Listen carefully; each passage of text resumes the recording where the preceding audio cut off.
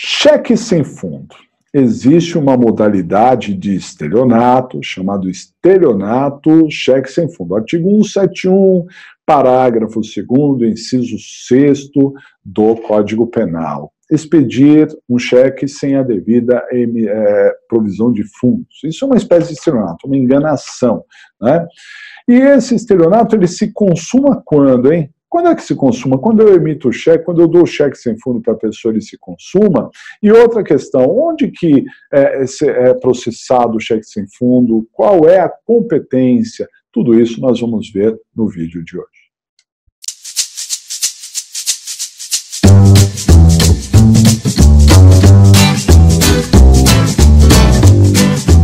Olá pessoal, uma grande satisfação ter você aqui no nosso canal que trata de direito penal, de processo penal, de legislação penal especial e prática, ajuda as pessoas que estão se preparando para concursos públicos e OAB e também ajuda na prática, com dicas importantes para ser usadas na prática. Por isso se inscreva aqui no nosso canal, seria uma grande satisfação que você se inscrevesse, acione o sininho para receber novas comunicações.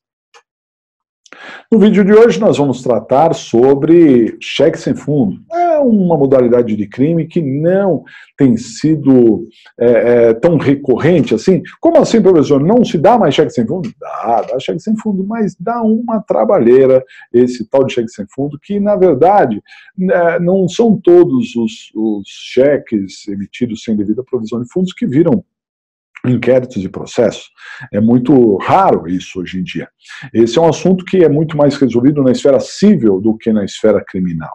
De qualquer maneira, precisamos analisar, está na legislação e tem uma pena alta, a mesma pena do estelionato, pena de 1 a 5 anos, importante, não é nem G-crime.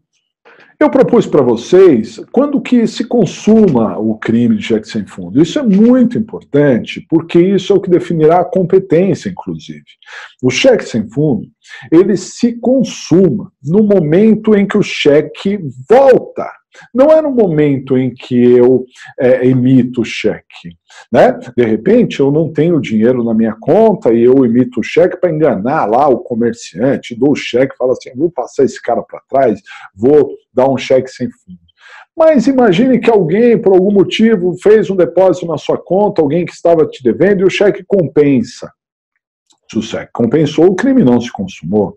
Então, esse crime ele só será consumado quando ele bater na agência, na sua agência bancária e voltar, sem provisão de fundos. Nesse momento compensou. Compensou não compensou e consumou o crime.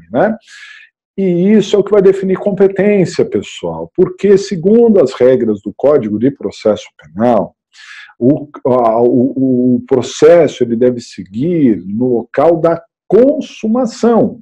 Então, atenção, se eu moro em São Paulo, eu vou para Minas Gerais e lá em Belo Horizonte eu dou um cheque de São Paulo sem fundos, e esse cheque volta, o processo criminal contra a minha pessoa deve correr aonde? Em São Paulo, porque foi o lugar da consumação, foi o lugar em que o cheque voltou. E os tribunais superiores já trataram disso, inclusive simulando esse assunto. Esse assunto é um tema que caiu na prova da OAB. E eu vou tratar aqui com vocês, dá uma olhadinha na tela. Então nós estamos aqui no 12º exame unificado, a questão de número 1 do 12º exame unificado. Olha só. Carolina foi denunciada pela prática do delito de estelionato mediante emissão de cheque sem suficiente provisão de fundos.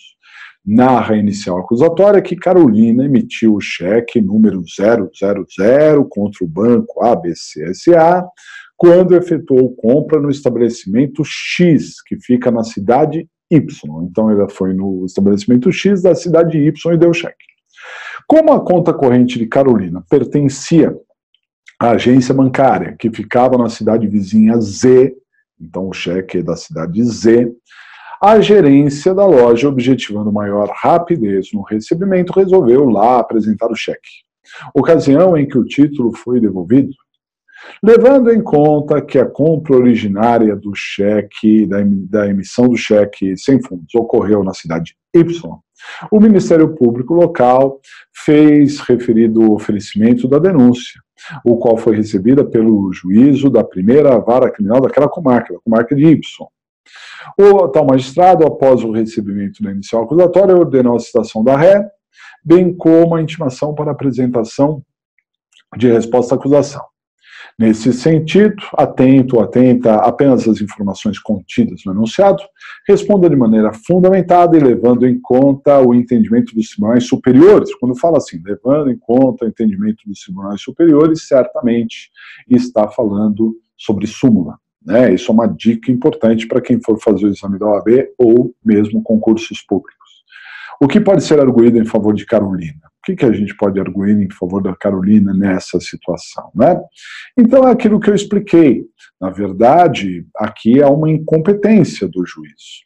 O processo não pode seguir na comarca de Y, que é o local em que ela deu o cheque, e sim na comarca, né, em que ela tinha lá a conta bancária. Esse é o entendimento dos tribunais superiores. E como está no prazo para que ela apresente resposta à acusação, essa incompetência pode ser arguída tanto como preliminar da resposta à acusação, como também uma exceção de incompetência. Ok?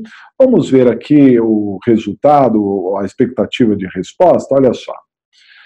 Deve ser arguída a exceção de incompetência com fundamento no artigo 108, né, aqui do Código de Processo Penal, ou preliminar de incompetência na resposta à acusação. Serve para uma ou para outra. O estelionato é crime material que se consuma no local em que ocorreu o efetivo prejuízo econômico. No caso Intela, o efetivo prejuízo econômico se deu no lugar onde o título foi recusado, da agência bancária lá, ou seja, na comarca Z. Assim, aplicam-se os dispostos nos verbetes 521 do STF, da súmula do STF, e 244 da súmula do STJ. Então, os dois tribunais se manifestaram sobre isso. Súmula 521 do STF, súmula 244 do STJ, né? Consequentemente, deve ser feito pedido